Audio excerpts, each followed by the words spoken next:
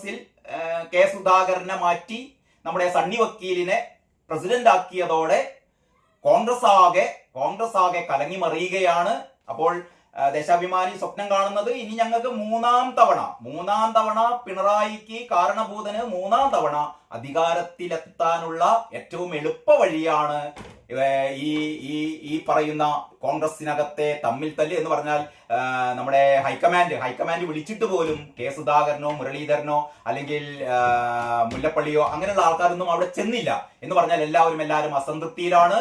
കോൺഗ്രസിൽ ആകെ കൂട്ടക്കുഴപ്പമാണ് എന്നുള്ള രീതിയിലാണ് ദേശാഭിമാനി ഈ മെയിൻ സ്റ്റോറി കൊടുത്തിരിക്കുന്നത്.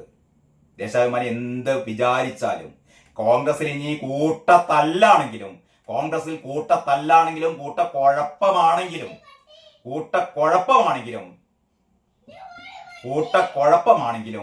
ഒരിക്കലും പിണറായി വിജയന്റെ മോഹം നടക്കാൻ പോകുന്നില്ല.